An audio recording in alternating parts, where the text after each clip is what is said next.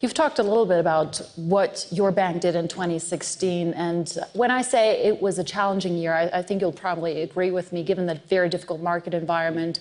You continued with the restructuring of your bank, yet you had to readjust the targets a couple times, given the difficult market environment. Also, confidence in the European banking sector hit rock bottom in the month of July and in August. Since then, we've recovered quite a bit. But do you believe that 2017 is a year where European banks, including yourself, can shine again and maybe can even step outside of the shadow of their US peers? Maybe I can bring some levity to this debate. When I got appointed, I said to my new colleagues that I had a very strong track record, but every time I've changed jobs, there was a major crisis the following year. And that actually a lot of my career could be explained by that. I went back to Africa in 1993. There was a 50% devaluation of the West African CFA franc in 1994, 3 months in my job. Next time I moved, it was in 2002. I went to Ivory in 2003, markets went into meltdown. Next time I moved was 2007. So when I arrived at Prudential, I started making that joke because I could see the pattern. And in 2008, we all know what happened.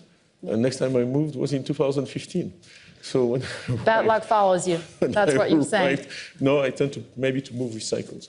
When I arrived at Credit Suisse, I said, well, watch out, because the reality is, as I said, never let a good crisis go to waste.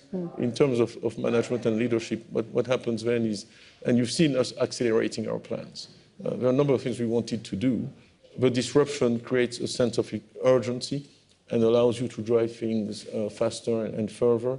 Certainly in reducing our RWA, we've gone much faster and further than I thought at this point in time, and we move very quickly. Now, going back to the targets, the reality is we live in the real world. Honestly, if we'd done the strategy 3 months later, the targets would have been completely different. We did that work in July, August, September 15, and the world looked completely different.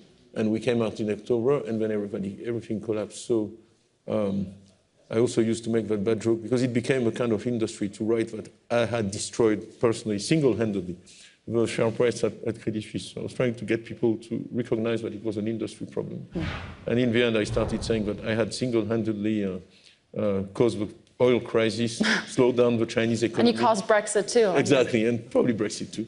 So you have to be humble in front of those things. And I've been very consistent since the recovery of the share prices to say the same thing I said when it was going down. A lot of that is the sector, is the context, and it's not our actions driving that. Over 2-3 years, yes, your actions drive the share price.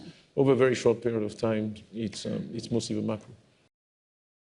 Still watching? Perfect. Click here to watch another great video from CNBC International. Oh, and don't forget to subscribe. Thanks for watching.